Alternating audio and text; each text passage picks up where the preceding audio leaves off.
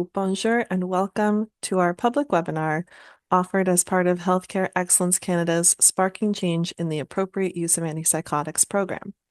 This program aims to support long-term care homes across Canada to improve the appropriate use of antipsychotics through person-centered care in LTC. My name is Joanna Burke. I am a program lead on the Health Innovation Programs team here at HEC. My pronouns are she, her, and I'll be your host for today's webinar. We are pleased to be able to offer this webinar in English with French simultaneous interpretation. If you wish to hear the voice of the interpreter, please just select French from the interpretation menu that will be at the bottom of your screen. We invite you to share your questions and comments at any point during the webinar in English or in French by typing into the chat box. We will address as many questions as possible during the Q&A session at the end of the webinar. If you need support at any time, please reach out to our tech support using the chat box feature. The session is also being recorded, and the recording will be made available in the coming days on our YouTube channel and will be also posted on our website within a few business days. Next slide. I want to acknowledge that I am joining you from Whitby, Ontario, within the traditional territory of the Mississaugas of Scugog Island and First Nations of the Williams Treaties. Healthcare Excellence Canada is located in Ottawa, the traditional territories of the Anishinaabe people, with staff all across the country. HEC honors the traditional territories upon which our staff and partners live and supports our journey towards truth and reconciliation. I invite all of you to share who you are and where you're joining from in the chat box. Next slide. For those who may be new to us, HEC is a non-for-profit organization funded by Health Canada.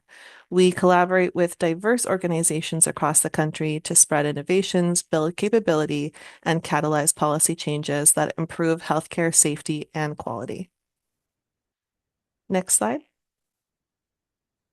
I'd like to thank our supporting organizations who continue to help promote the Sparking Change in AUA program and also review award submissions with us. Next. So the objectives of this webinar today are to explore key messages from Canadian Patient Safety Week, discuss healthcare tools for safety, hear some examples of safety work in long-term care, share reflections on sustaining gains for resident safety, and finally, answer your questions in the Q&A portion. Next slide. So I'm very pleased to be able to introduce our speakers for today's webinar. We have Anne McLaren, who is a Senior Program Lead at Healthcare Excellence Canada. She is responsible for advancing patient safety through supporting initiatives such as Canadian Patient Safety Week and Rethinking Patient Safety. Anne earned a Master of Nursing degree from Dalhousie University and has 20 years of experience in healthcare safety and improvement. Career highlights for Anne include managing Canada's Safer Healthcare Now and hand hygiene campaigns, and planning and implementing the measurement and monitoring of safety in Canada, a demonstration, and also the safety improvement projects. Christina Denisik is a retired executive healthcare leader with over 3 decades of executive experience, including leadership in long-term care within the Saskatchewan Health Authority.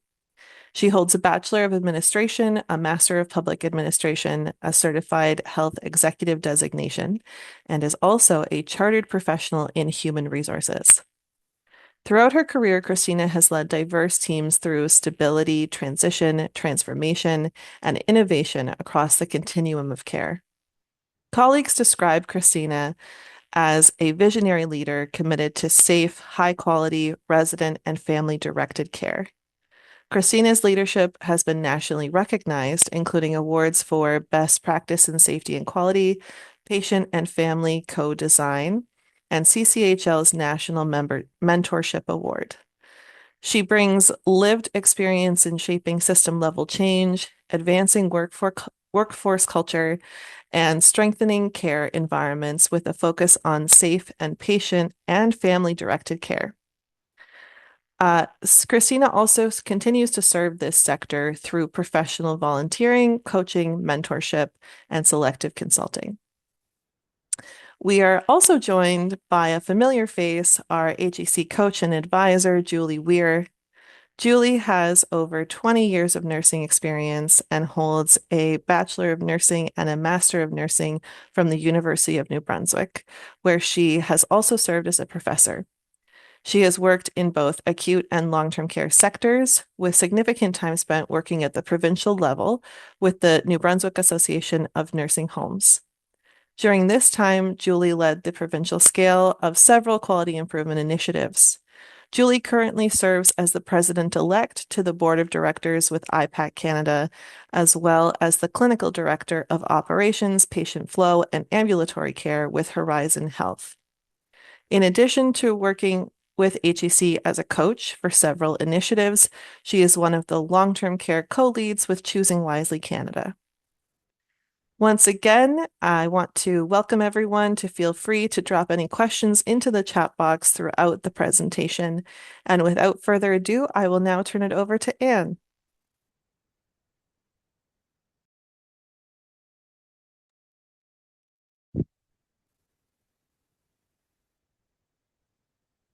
Okay, got a sticky mute button there. Thank you. And thanks for that very kind introduction. I'm just adjusting my screen here, so just bear with me for 2 seconds. My apologies. Too many screens. Okay, I'm struggling to see both slide decks as we go through this, so may just take me a second to follow along. So first of all, I want to thank you for the kind introduction and just reinforce what an honor and privilege it is for me to join you here today as we come together to talk about patient safety, which is one of my favorite topics. As mentioned, my name is Anne McLaren, and I'm joining you today from the traditional and unceded territory of the Mi'kmaq First Nation, which is also known as Prince Edward Island. I work as a senior program lead with the patient safety, equity, and engagement team at Safer Healthcare now, at Healthcare Excellence Canada. So in case you haven't heard, so moving on to the next slide, Canadian Patient Safety Week has just passed. And those that may not be familiar with the campaign, it is an annual campaign that we host at Healthcare Excellence Canada that brings people together to make care safer for everyone. Next slide. So this year's theme was All Voices for Safer Care. And although the formal week has ended, we're still encouraging participation. We like to say that safety shouldn't happen just one week of the year. So we really try to reinforce the messages throughout the entire year. And so thank you once again for the invitation to come and talk to you today to help extend our message throughout the entire year. And as part of our message, we are inviting you to listen deeply, ask important questions, and take meaningful action together. And so for my part of the presentation today, I've narrowed it down to 4 key messages that were highlighted throughout our Canadian Patient Safety Week campaign. And these messages really highlight how each of us can contribute to safer care. So next slide. So the first message that I want to bring you today is that too many people continue to experience harm in healthcare. And unfortunately, many voices are still left out of that conversation that are really crucial to helping to shape safer care. Next slide. And so to begin, I want to explore the magnitude of unintended harm in healthcare, because we know understanding the scope of the problem is really the first step towards meaningful change. Next slide. So here on the screen, I've compiled a list of physical harms that are commonly seen in long-term care. So you'll see in the list, we have things such as delirium, falls, pressure injuries, medication errors, Healthcare associated infections, and one that should be very familiar to you is the overuse of antipsychotic medications. So, my first question for you today, and I'm going to invite you to use your chat box. I want to know if you can think of other examples of patient safety incidents that lead to physical harm. And I invite you to share those, especially those that you may see in your work in long-term care. I'm going to see if I can adjust my screen here to see if I can see the chat box. Yep, I see neglect. That was one I had in mind. Resident to resident harm, yes. Understaffing, choking events. Keep them coming. One that I had in my list that I've come across is patients wandering off their secure unit. Yep, restraints, skin tears, bruises. Yeah. So we know that physical harm is not uncommon in long-term care, not uncommon in any form of healthcare delivery. So I'm going to carry on, but I do encourage you to continue the conversation in the chat box. I think it's important, and I think we can all share and learn from one another. So, continuing our exploration of healthcare harm, I've compiled a few patient safety facts that really take a moment to highlight the magnitude of unintended harm in healthcare. So, we can see that adverse events resulting from unsafe care among the 10 leading causes of death and disability worldwide. In Canada, at least one out of every seven healthcare dollars is spent treating the effects of patient harm in hospital care. Unsafe medication practices and errors are a leading cause of avoidable harm in healthcare around the world, not an isolated issue inside of Canada. And research shows us that over half of the harm that occurs in long-term care is preventable, and over 40% of admissions to hospitals from long-term care is also avoidable. So if we can flip to the next slide. When exploring healthcare harm, we know that equity matters.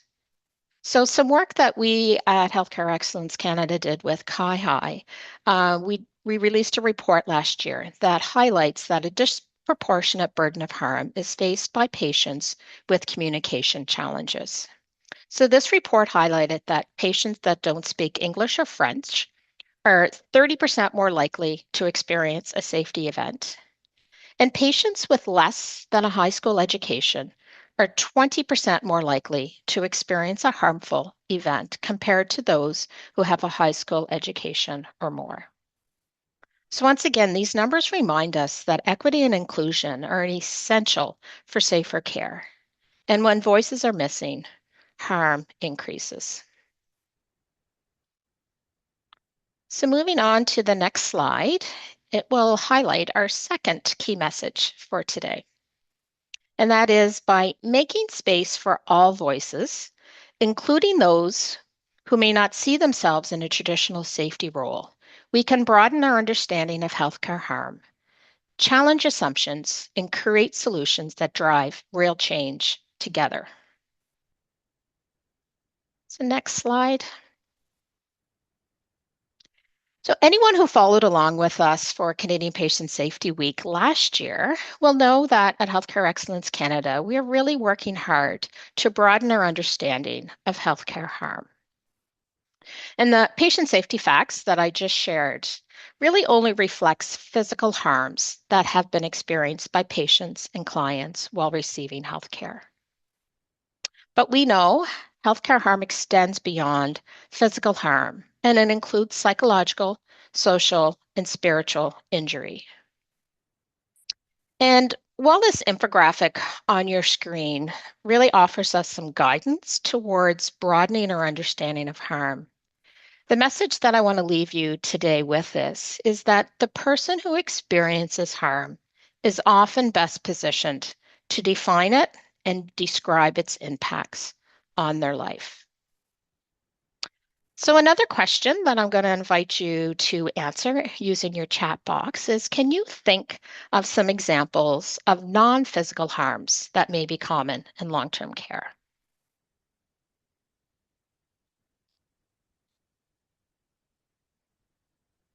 Yeah, I'm seeing some things come in. Depression, oversedation,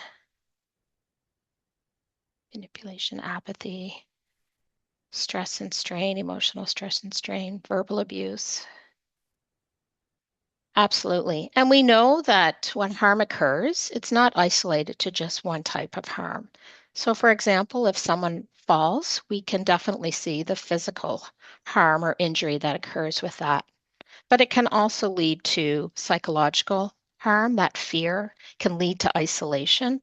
So I think, the message is back to what I had said earlier. It's really on the person that experienced the harm that's best positioned to define it and describe it. And my challenge to you is really look beyond what can be visibly seen and seek to understand from the individual what sort of impact that incident had on them. So moving on to the next slide and looking at still the broader understanding of harm. We know that it's not just patients that are harmed. It is really critical to recognize that healthcare providers, staff, and our care partners can also be harmed while delivering care. We see and we know that staff safety and patient safety are intertwined.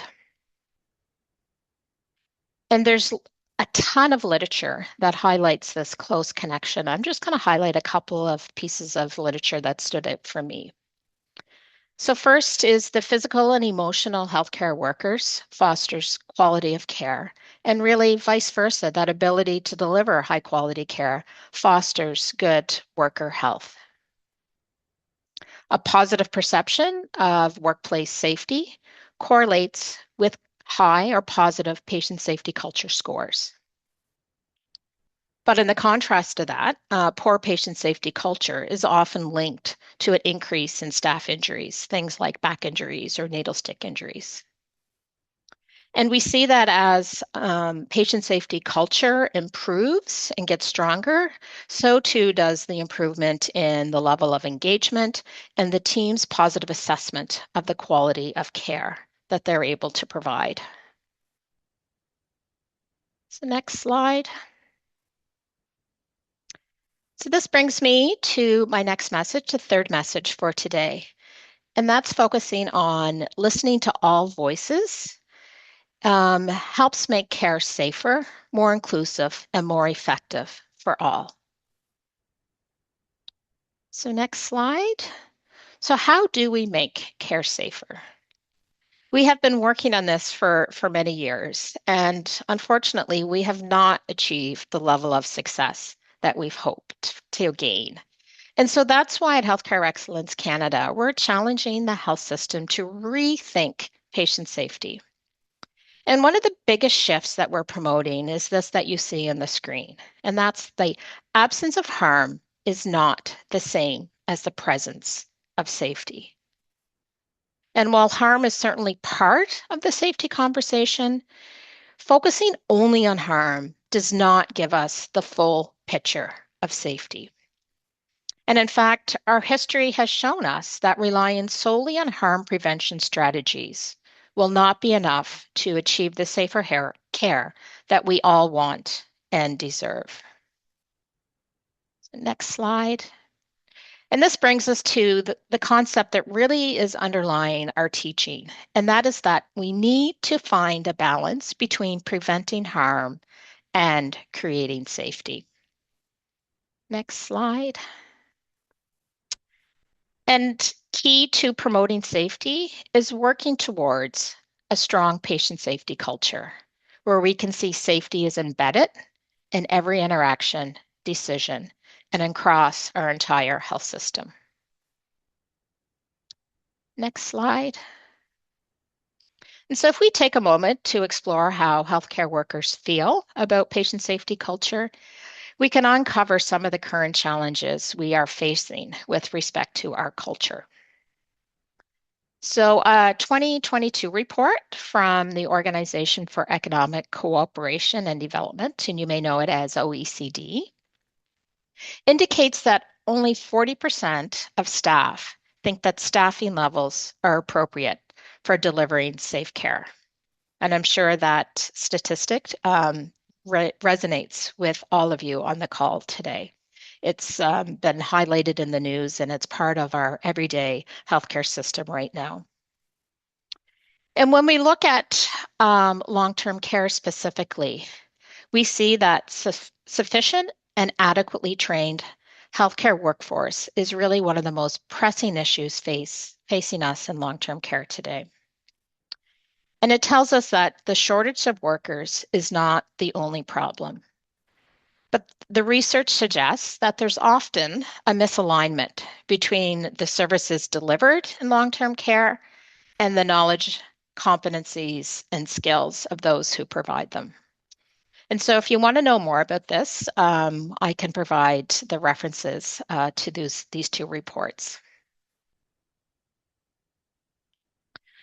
So continuing on, looking at how healthcare workers feel about their patient safety culture.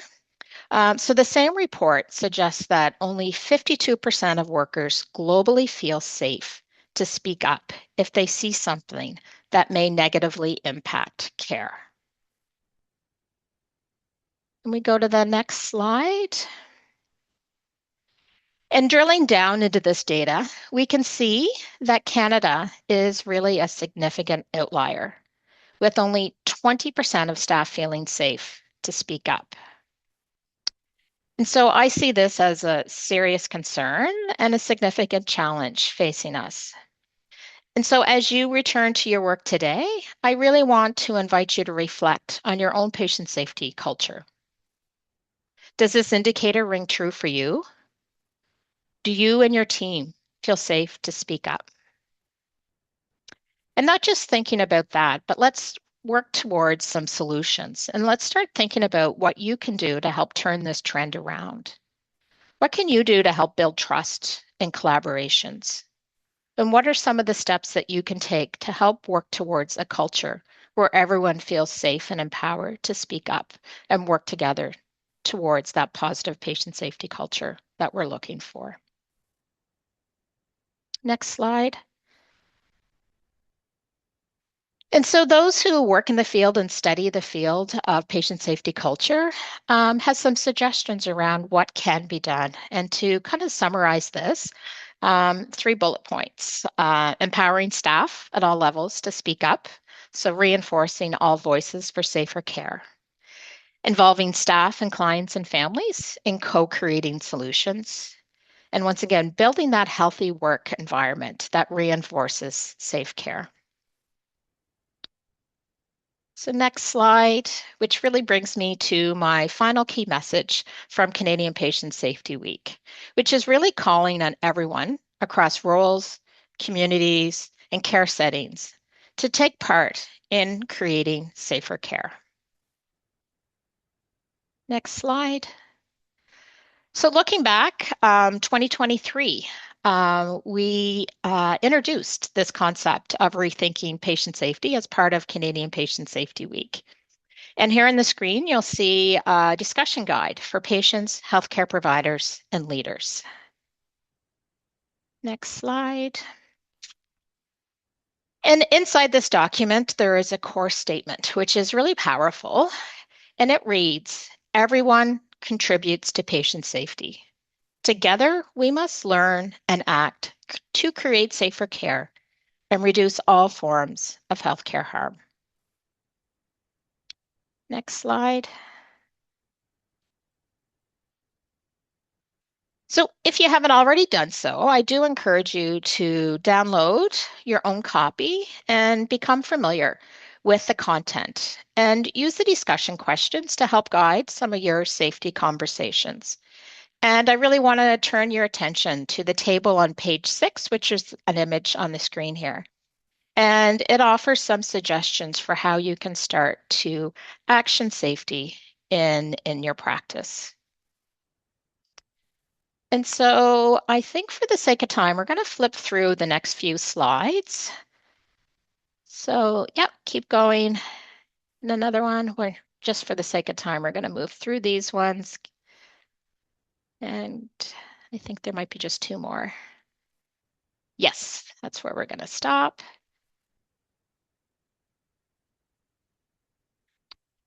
So, as I mentioned earlier, one of the most common questions I get is how do we create safety? Next slide. So, on the screen here, you'll see a list of activities that we know work towards building safer care.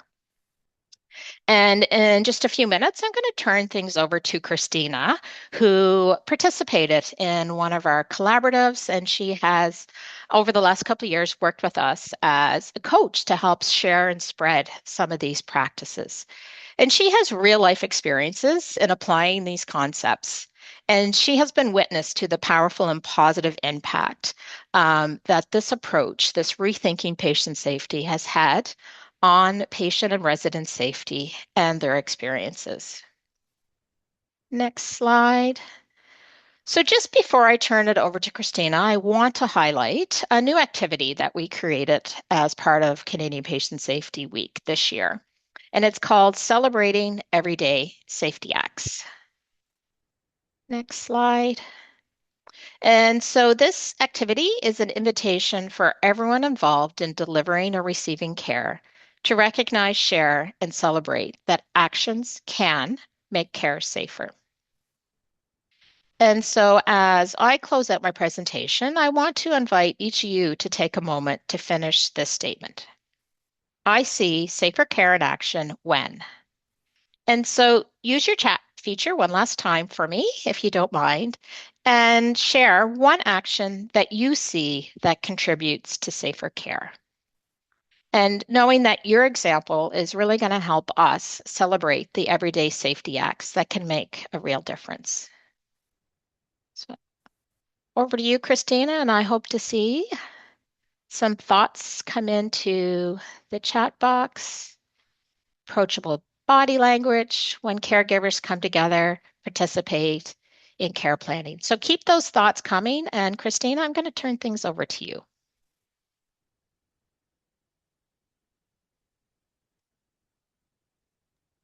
Okay, thank you very much. I couldn't get my unmute button to work. So thank you very much, everybody. Thanks, Anne, for the great presentation, and Joanna, thanks for the lovely introduction. Maybe we could go to the next slide and the next slide. So I want to pause here for a moment and just give you a quote. And there is something I do not know, the knowing of which could change everything. And let me tell you this, that as a leader, this is very hard work. This is humbling work. This is some of the hardest work that you will do. And I think for myself, as part of my journey, I had to stop and realize that even through my learnings over the decades, there was lots that I did not know. But when I learned it, it can change a lot and can change everything. And so I guess I would encourage you to go in with an approach of not knowing and wanting to learn and be curious. I think that rethinking patient safety, as Anne talked about it, really challenges us to be open, open to not knowing, open to asking different questions, maybe better questions, and sometimes open to seeing what's right in front of us that we just have really, I mean, you've heard the term nose blind, but I think we've heard what we become blind, it's in front of us, but we can kind of become blind to seeing. And I think when we can shift that position, it's amazing what opens for our eyes and what we really do see. Next slide, please. So I want to, Anne talked about, I had the privilege to work with a team and in Saskatchewan. And I know I've got some Saskatchewan previous colleagues on the line, and I'm so happy to see you there. Safety's always been a very big concern. Um, The hardest thing I think that will happen or that we found was just getting started. I think oftentimes we overthink it. Where do we start? How do we start? Well, what if we did this? Well, should we do that? You know what? Just go for it. Um, there's no wrong way. You'll learn as you go. Make it visible. As you can see here, we went really simple, and hats off to our director, Danielle, who literally it was put big sheets of paper up on the wall. Nothing fancy, nothing, it was just simple. Um, and it also started the curiosity going with the staff as well. And slow is okay. Be okay with silence. You're going to get a lot of it. Be ready with some examples. Be vulnerable. Offer your own story. Um, ask some curious questions. Ask questions and then pause. Be silent. Take the time to explore and ask for more. Again, I want to, really indicate there's no wrong answers, and just try to keep the conversation going. That's key as well. Is you want to keep it open-ended and keep going with that discussion. And involve more and be inclusive. Keep building on the discussion. And this is a time when I would suggest be intuitive. You know, look around. Use some of your emotional intelligence. And also recognize that perhaps the people there have experienced harm and have some trauma stories as well. And maybe they need some support before they can even start talking about it, or once they do start talking about it. I would say, as I said, it's there, and I just saw pop up in the chat are the directors on, and honestly, it was simple as putting the handwriting on the paper and putting it up. Next slide, please. So here we go. So this image was pretty powerful in that, look, if you can, I want to point out a few things. So first of all, I think we've only got about 4 or 5 staff gathered around. And those pages still look pretty blank. It's tough to get the conversation going. Be patient. It's going to take a while for some to join. Creating psychological safety, if that hasn't been a part of the conversation, sometimes takes a little bit of time. People need to develop some trust. And so it's completely okay to have to take that time. But again, I just want to say, don't give up, and keep going. The other thing is if you zoom way in, which you probably won't, but honestly, the only thing that we had some comments on was physical harm at the time when we first started. Physical harm is often obvious. It's one we've tended to focus on.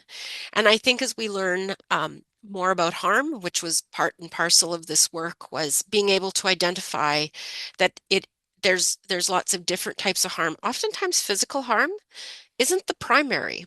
It becomes the secondary harm because there's been other harm that came before that. And physical can be a result of some other type of harm that has happened before. So again, you see people here, rethinking safety really is anchored in people, relationships, and the conversations. Next slide, please. So I took a time here to point out our family member. So we brought a family member on who was eager to come on board. She engaged us, but we had to engage her and embrace her.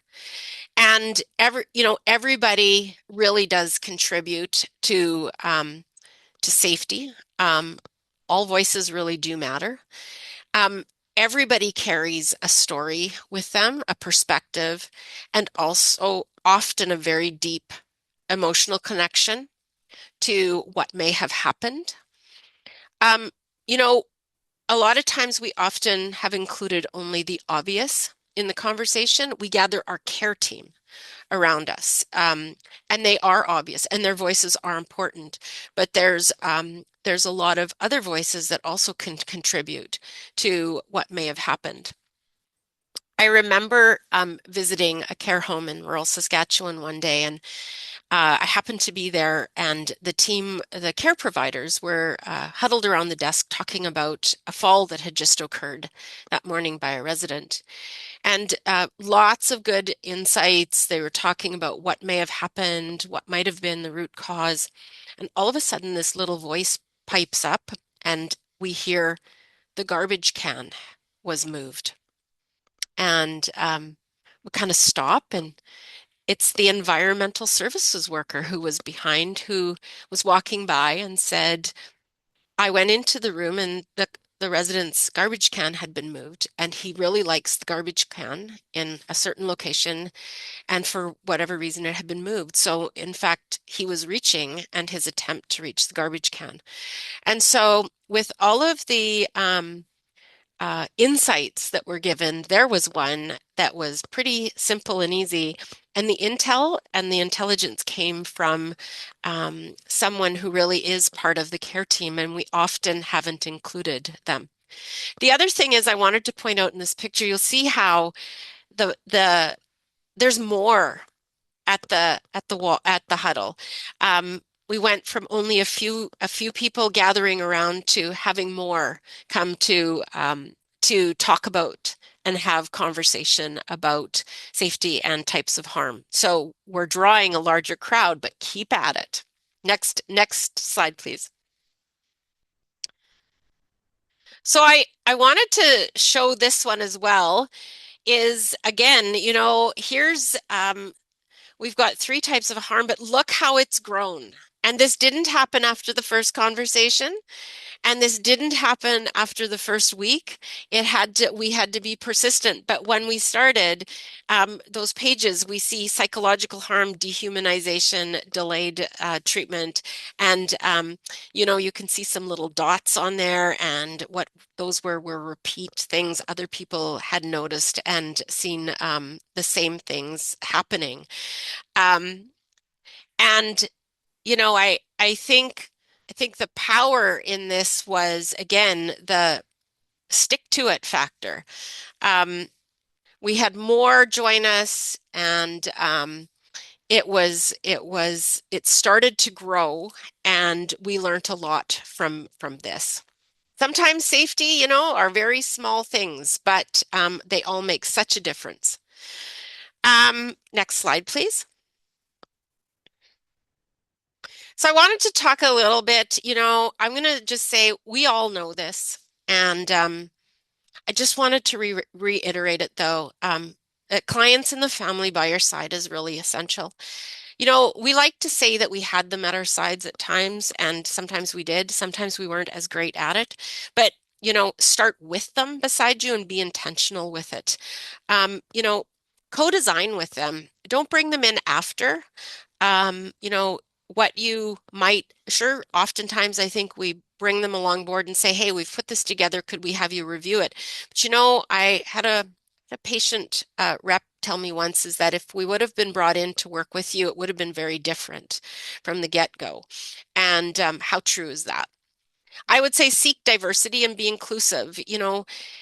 Voices need to reflect those you serve. And it's hard to hear from voices that um, have had harm happen, that have may not been happy with their care, that there could have been improvements. And those are all very difficult to hear, but those will probably be some of the most important messages that you hear. I would also say define the roles. Ask and respect the roles that a patient and family partner expects. Our family partner was with us 125%, and that was her expectation, and that was what she wanted to do. And we were so happy to embrace her in that way. And so, but make sure that you understand that and ask. Sometimes not everybody wants to be alongside in that way, and just don't make those assumptions. And also trust and respect and give them autonomy that matches that role. Um, I can say that our patient family member Adele was so valuable, and we would have ideas of things that we could do, and Adele would sit back and go, "That those are great ideas, but I'm going to also tell you about some other things that need to happen and would be valuable," and which was absolutely what we needed to hear. So we don't want them to be tokens. They should be partners. Make sure that you're walking with them arm in arm. And provide training, provide support if needed, explain, clarify. I've heard a lot this week. I'm at a different session event, but we have a lot of jargon and lingo in healthcare, acronyms, and sometimes when we use that, we think everybody should know, but it actually kind of disempowers those that may not know. And so make sure you might have to slow down a little bit and do that. The other thing is listen, listen, listen, and repeat and listen, listen, listen again. It just don't underestimate the wisdom and the intel that you're going to see and receive. I would also say as a leader, model behavior. Again, I'm going to just say this whole process and the learnings really humbled me. It was hard to look in the mirror and say, we still have harm occurring. I've been in the system for a long time, and I've clearly have been part of this problem. What we've been doing hasn't been working. So let's dig in and let's try something different. Let's be curious about it. Let's ask others, and let's be transparent about it. We're trying. We're human. Not everything's going to work, but we've got to keep trying. And it's hard. It's really hard, and it's also hard to hear. Oftentimes, you know, what we have to hear. Um,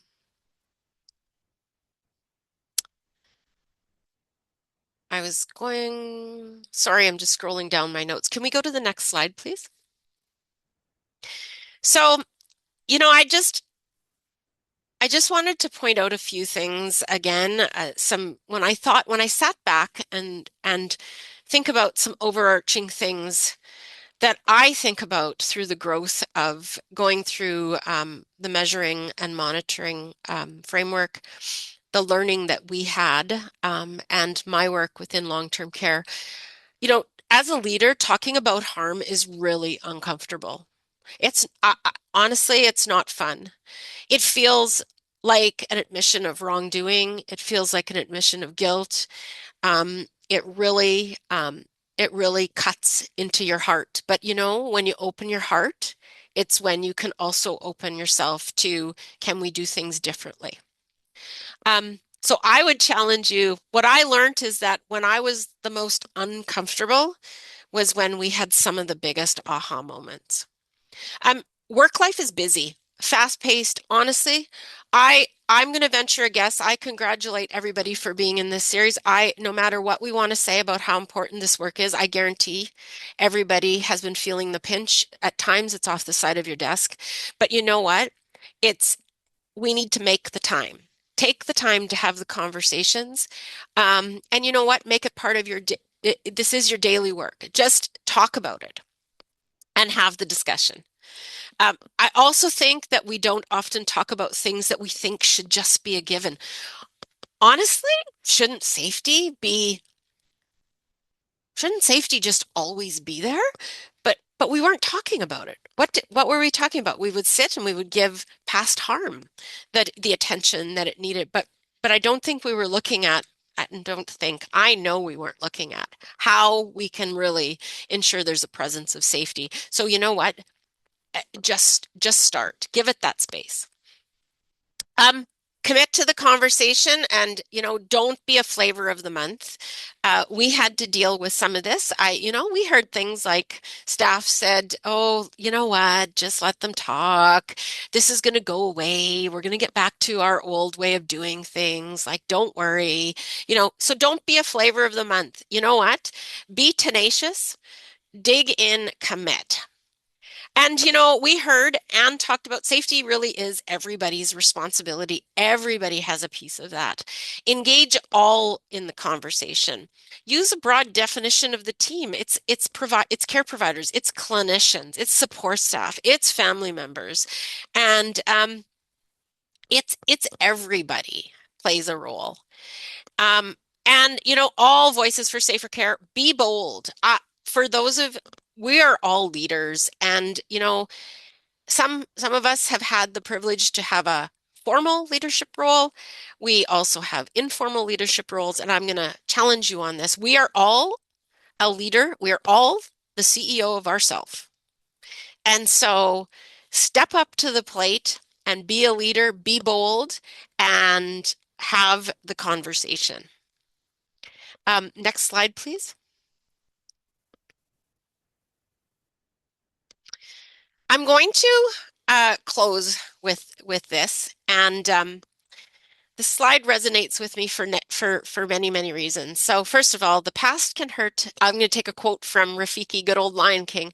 The past can hurt, but the way I see it, you can either run from it or learn from it. And how true is that? We can either ignore it, or we can literally face it with our eyes wide open, and let's learn. So I want to just highlight this picture. Uh, I want to introduce, this is Al. And our patient and family member in our project that we did, and we've continued to make strides with that work, was Adele. And Al is or was Adele's husband. And this picture represents a time when our intentions may have been right in the long-term care home, and our efforts really were to prevent harm. However, this was also a time when we did so by using too much medication. We used restraints, all in the name of keeping Al from harm and not committing to engaging with the family and really learning what they wanted their journey to look like. And this picture is a time when Adele often talks about is a return of her Al, when she advocated for a different care plan with less restraints, with no antipsychotics, and what a difference it made. And there was Al sitting up with a smile on his face. And I think about I often go back to this picture, and it still makes me quite emotional. Um, so it has to be about the way we work. It has to be about those that we embrace. And it is going to be hard work. And if it's easy work, I'm going to challenge you and say it's probably not the right work. So dig in on the hard work, and it will be so rewarding.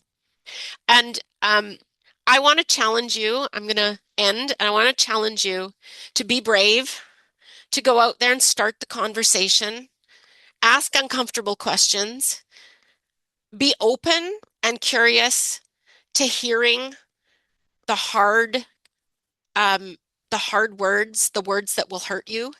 But that's okay. And if you're still worried about that, here's what I challenge you. Go to the mirror and look in the mirror and ask yourself those questions and have a conversation first with yourself, because you know what? You've got a story to share as well, and start the conversation with you, which will help you to build and start it with others. So with that, I am going to stop and say thank you very much. I wish you well on your journey. It is a journey. As you've heard Anne talk about, we have had years and years and years of harm. We won't change this overnight, but I'm telling you, there is no better time to start. It is always start now. So thank you.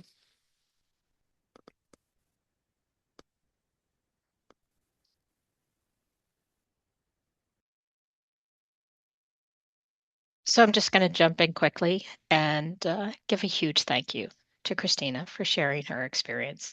I see all the applause coming and all the hearts, which just really reinforce the heartfelt messages that you gave. So with that, I just want to take a minute to share a related opportunity that our team is offering through Healthcare Excellence Canada. So if any of my messages or Christina's messages really spoke to you, and if you're interested in learning more and starting your journey, we are accepting applications right now for a short little action series around leading safety differently. So I'm going to drop the link in the chat box, and if you're interested, you can explore that. And I really hope to see some of you join us on that journey. So Joanna, I'm going to turn it back to you now. Amazing. Thank you so much to Anne and Christina. That was a wonderful presentation. I think we'll just go to the next slide and get into the Q&A. Great. So I'm going to ask that Anne and Christina and also Julie come on and we'll get to some questions from folks. Put any questions that you have for our speakers in the chat box and we'll get some questions going. So the first question is one from me. I thought this entire presentation was just wonderful. Really, really lovely to see some of the contextual piece, Christina, of how you've actually used this in homes. And in thinking along the lines of what you were emphasizing, in terms of both not making safety the flavor of the month, which I love, and also recognizing that sometimes this work is often being done off the side of our desks.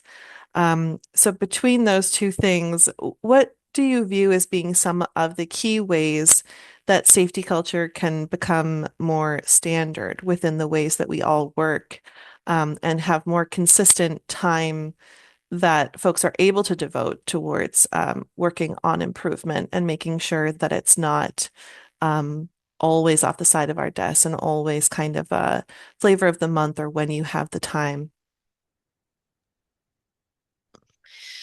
Um, well, I will pose that as another question. And again, I feel like I had a lot of leadership lessons through my journey, and somehow they were always learned the hard way. Um, and so I would say we always, if we think about what Anne was talking about, we seem to find time to have conversation about past harm.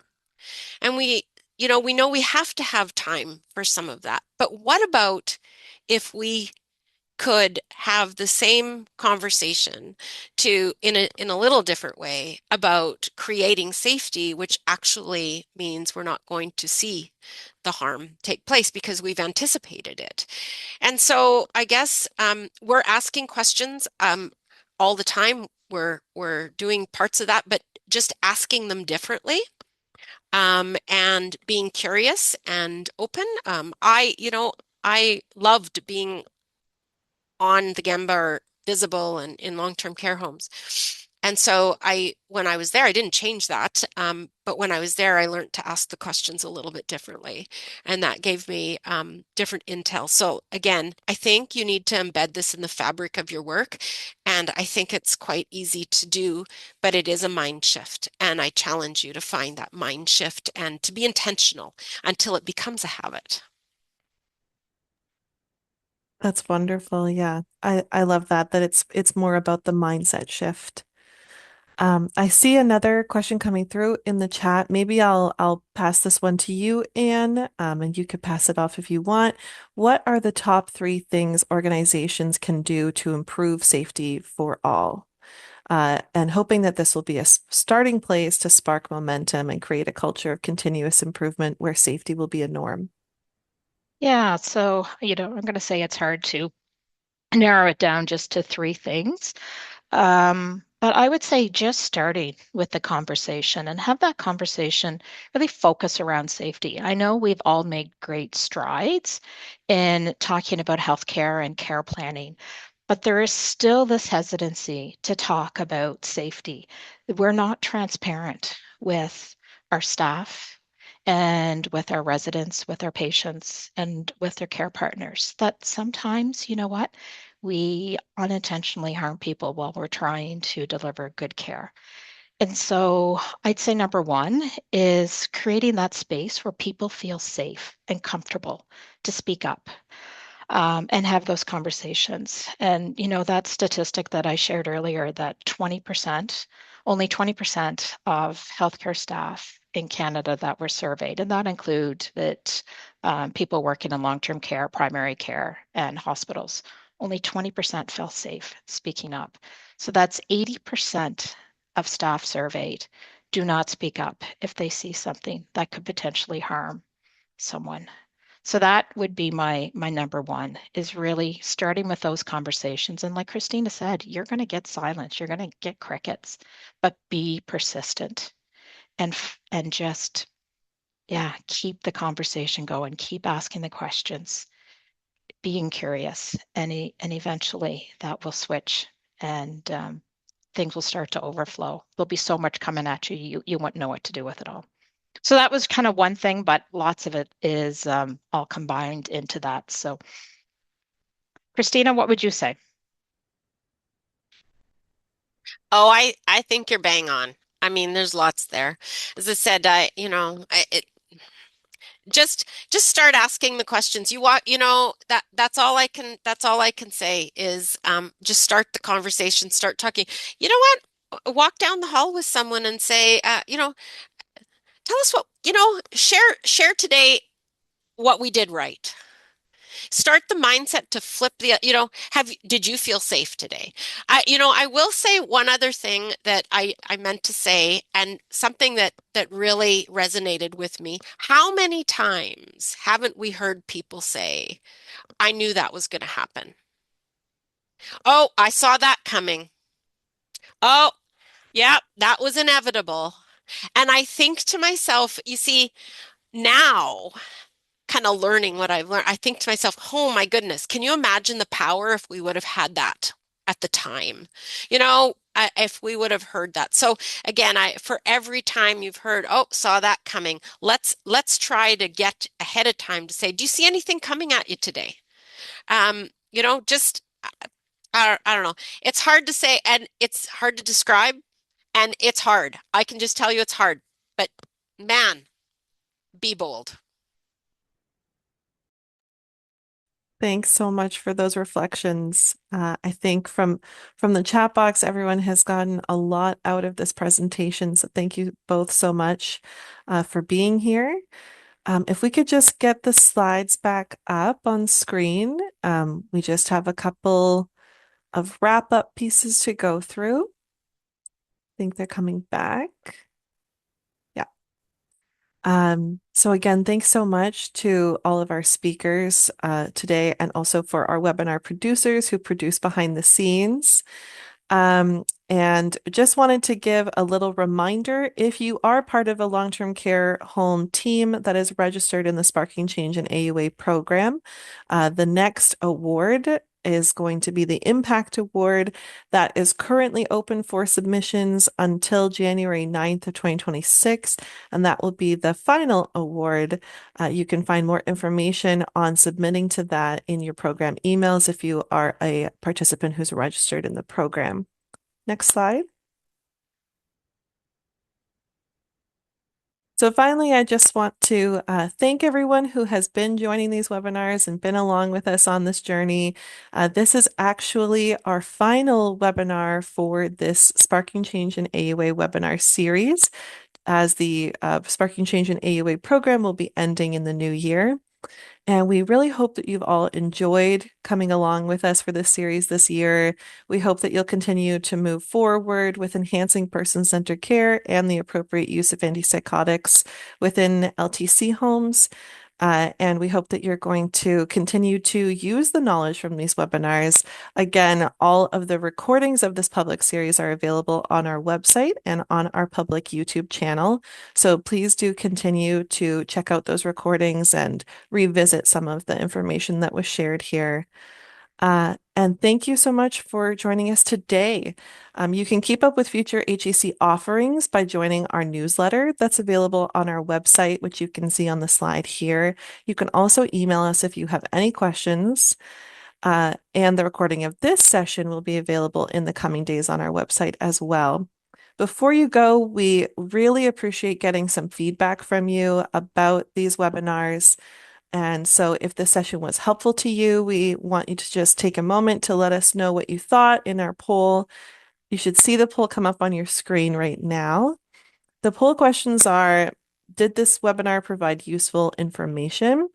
I intend to share what I learned with others.